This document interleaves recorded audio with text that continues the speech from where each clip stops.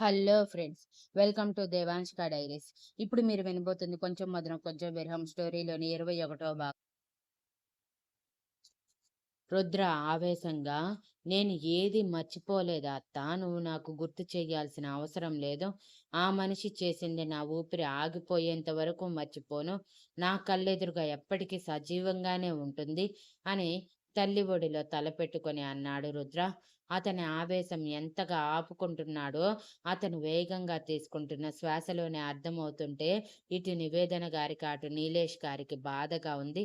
శక్తికి కొంచెం భయం వేసింది. కానీ రుద్ర కళ్ళల్లో ఆవేశంతో పాటు బాధ కూడా కనిపిస్తూ ఉంటే ధైర్యం చేసి ఒక అడుగు రుద్ర దగ్గరికి వెళ్ళి రుద్ర భుజం మీద చెయ్యి వేసి రుద్ర అని పిలవగానే అప్పుడు శక్తి వైపు చూశారు వాళ్ళు. ఆల్రెడీ మీడియాలో శక్తి ఫొటోస్ నుంచి తన మోడలింగ్ కెరియర్‌లో యాడ్స్ వరకు అన్నీ చూసి ఉండటంతో వెంటనే గుర్తుపట్టి, "నువ్వేనా మా రుద్రని పెళ్లి చేసుకుంది?" అని సీరియస్‌గా అడిగారు. "కాదండి.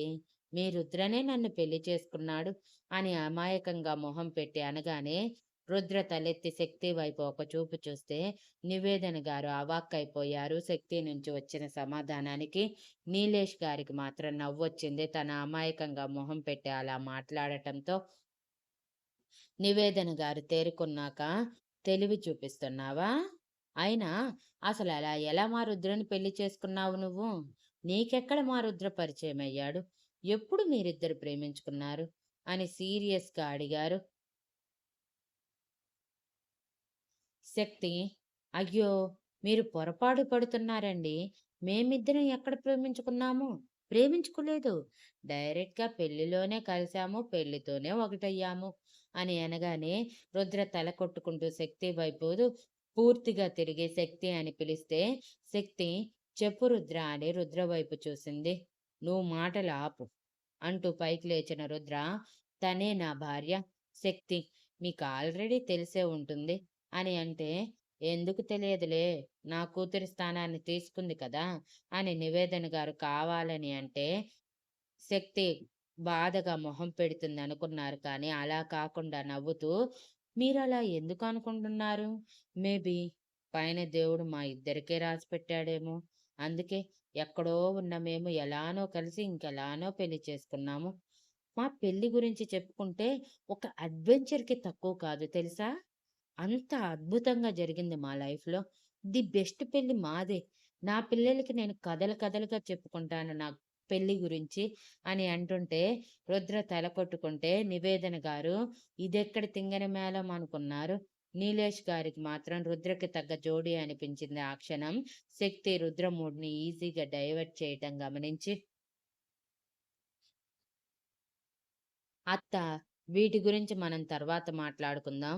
మీరు వెళ్లి ఫ్రెష్ అవ్వండి. టిఫిన్ చేద్దాం" అని అంటే, "ముందు ఇషిక దగ్గరికి వెళ్దాం రుద్ర. తనని తీసుకొచ్చేసుకుందాం. అక్కడ నా కూతురు ఉండటం నాకేమాత్రం ఇష్టం లేదు. వాళ్ళు నా కూతుర్ని ఏదైనా చేస్తారేమోనని భయం వేస్తుంది. ముఖ్యంగా ఆ భానుమతి. అది పైకి కనిపించేంత మంచిది కాదు రుద్ర. నా కూతురు అమాయకురాలు. అందర్నీ ఈజీగా నమ్మేసే రకం. నీకు తెలుసు కదా" అని అంటే, "భయపడకండి అత్తా.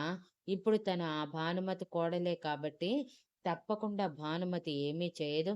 ఇవాన్ కూడా నిజాలు తెలుసుకునే పనిలో ఉన్నాడు. తెలుసుకుంటే తనే చూసుకుంటాడు మనకెందుకు" అని అన్నాడు రుద్ర. "ఏంటి?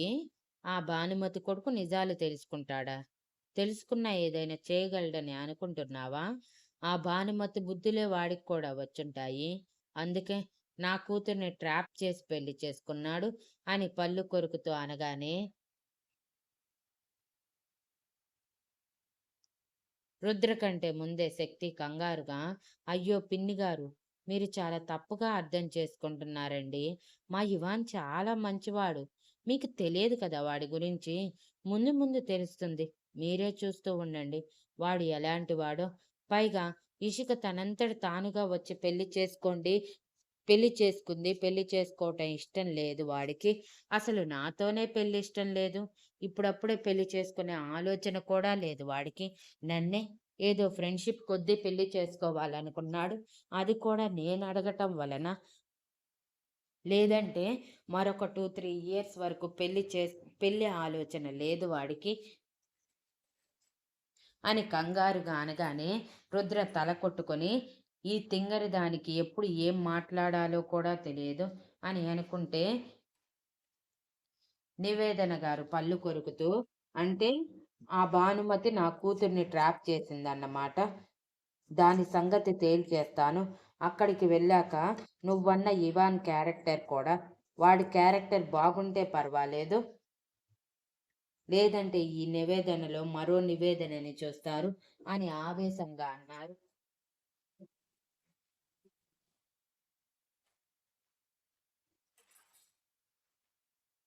సరే సరే అత్త.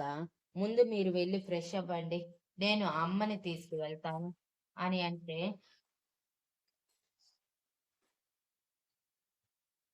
అయ్యో రుద్ర, నేనున్నాను కదా, అత్తయ్యని నేను తీసుకువెళ్తాను అని వీల్ చైర్లో ఉన్న ఆవిడ దగ్గరికి వెళ్ళి, హాయ్ అత్తయ్య, ఎలా ఉన్నారు అని నవ్వుతూ పలకరిస్తుంటే, రుద్ర తన తల మీద ముట్టి, నీ తింగరితనం చూపించకు పద అని సీరియస్గా చెప్తూ కింద ఉన్న రూంలోకి తల్లిని తీసుకువెళ్తే వెనక్కి శక్తి బుంగమూతి పెట్టుకొని వెళ్ళింది. వెళ్తున్న ఇద్దరిని చూసి నీలేష్ గారు, ఇప్పుడు రుద్ర జీవితం గురించి నాకు అసలు బెంగ లేదు నివేదన. చూస్తున్నావు కదా అమ్మాయిని. తప్పకుండా మన వాడిని సంతోషంగా చూసుకుంటుంది. నాకు 2 నిమిషాల్లోనే అర్థమయ్యింది అమ్మాయి గురించి. కల్మషం లేని పిల్ల అని. మనకి కావాల్సింది కూడా రుద్ర జీవితం బాగుండటమే కదా! చూద్దాం. ఇక్కడే ఉంటాం కదా! ఆ అమ్మాయి పద్ధతులు, ఆలోచనలు అన్నీ తెలుస్తాయి అని అన్నారు. ఏమో అండి. అదంతా నాకు అనవసరం. రుద్ర, ఇషిక సంతోషంగా ఉంటే నాకదే చాలు అని చెప్పి వాళ్ళకి ఆ ఇంట్లో ఉన్న రూమ్‌లోకి వెళ్ళిపోయారు ఫ్రెష్ అవ్వటానికి. రుద్ర వాళ్ళు లోపలికి వెళ్ళగానే శక్తి రుద్రని అడిగింది. "ఏమైంది రుద్ర మీ అమ్మగారికి" అని. రుద్ర సీరియస్‌గా, "అది నీకు అనవసరం. నువ్వు టిఫిన్ ఆర్డర్ పెట్టు. అడ్డమైన గడ్డి పెట్టకుండా.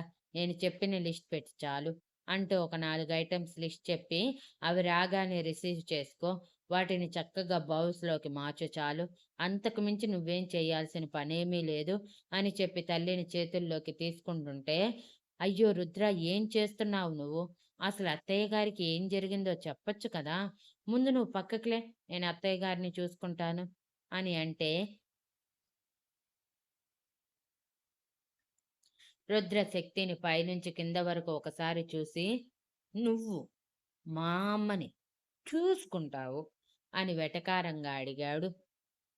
"అంత మాట అనకు రుద్ర. చూడటానికి నేను నార్మల్‌గా కనిపించినా నాకు కూడా కొన్ని పనులొచ్చులే. మరీ అలా తీసి పడేయకు. అత్తయ్యని నేను ఫ్రెష్ చేయిస్తాను. నువ్వు మాత్రం జస్ట్ వాష్‌రూమ్‌లో ఉన్న స్టూల్ మీద కూర్చోబెట్టు చాలు. మిగిలింది నేను చూసుకుంటాను" అని అంటే, "నీ వల్ల కాదు శక్తి. అవసరమా నీకు ఇదంతా? అలవాటు కూడా లేదు. నేను అత్తని పిలుస్తాను. అత్త చేస్తుంది" అని అంటే, "అరె! అలా అంటావేంటి? నేను నీ భార్యని. అంటే నీ బాధ్యతల్లో సగభాగం నాకు కూడా ఉంది అని అర్థం. సో, అత్తయ్య మీద నాకు కూడా ఎంతో కొంత బాధ్యత ఉంది. నేను చెప్పింది చెయ్యి. అత్తయ్యని ఫ్రెష్ చేయించి చీర కట్టి నీ ముందు పెడతాను చూస్తూ ఉండు" అని అంటే, రుద్ర ఇక శక్తి వినేలా లేదని, "సరే జాగ్రత్త. ఏమైనా తేడా జరిగిందో నాలో మరో రుద్రని చూస్తావు. రాత్రి పడిన చెంపదెబ్బ కంటే ఈసారి గట్టిగా పడుతుంది గుర్తుంచుకో" అని సీరియస్‌గా చెప్పి అక్కడ్నుంచి వాళ్ళ అమ్మగారిని తీసుకువెళ్ళి వాష్‌రూమ్‌లో ఆమె కోసమే స్పెషల్‌గా చేయించిన చైర్‌లో కూర్చోబెట్టి బెల్ట్ పెట్టి, "జాగ్రత్త. ఏమైనా తేడా జరిగితే అయిపోతావు నా చేతుల్లో" అని డెడ్లీగా మరోసారి వార్నింగ్ ఇచ్చి బయటికి వెళ్ళాడు రుద్ర.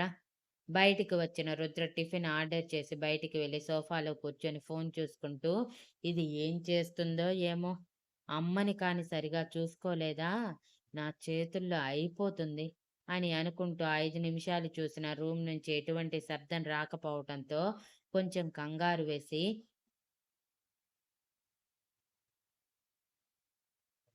ఇక్కడ కూర్చొని ఏం చేస్తాం అని అనుకుని త్వరగా లోపలికి వెళ్ళాడు.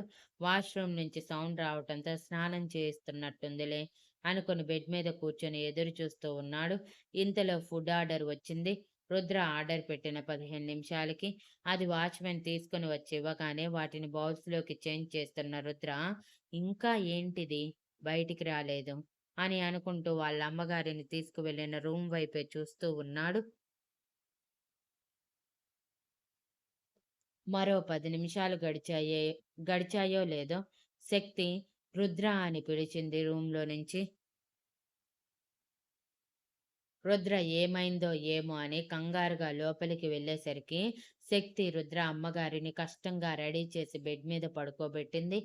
శక్తి కబోర్డ్ మొత్తం వెతికి ఆమెకి చాలా చక్కగా నేత చీర కట్టి తలస్నానం చేయించటం వలన జుట్టు మొత్తం డ్రైయర్‌తో ఆరబెట్టి సాఫ్ట్ అండ్ సిల్కీగా ఉన్న హెయిర్‌ని నీట్‌గా దువ్వి జడ అల్లి మొహానికి లైట్‌గా పౌడర్ అప్లై చేసి పెద్ద బొట్టు పెట్టి మెడలో ఉన్న తాళిబొట్టుని జాగ్రత్తగా చీర లోపల వేసి చేతులకి గాజులు వేసి మొహంలో జీవకళ ఉన్నట్టు ఎంతో అందంగా రెడీ చేసింది శక్తి. అదే చూపించటానికి రుద్రని పిలిచింది. రుద్ర రాగానే, "ఎలా ఉన్నారు మీ అమ్మగారు? బాగున్నారు కదా ఇలా?" అని ఎక్సైటింగ్‌గా అడిగింది. రుద్ర బెడ్ మీద కళ్ళు తెరిచి పడుకొని ఉన్న తల్లిని అలా చూసి మొదట ఆశ్చర్యపోయాడు. కానీ తర్వాత కళ్ళల్లో నుంచి ఆనంద బాష్పాలు రాలి పెదవులు అస్పష్టంగా అమ్మ అని పలుకుతూ అడుగులో అడుగు వేసుకుంటూ తల్లి దగ్గరికి చేరి తల్లి పక్కన కూర్చున్నాడు. Thank you for listening and please like, share, comment and subscribe.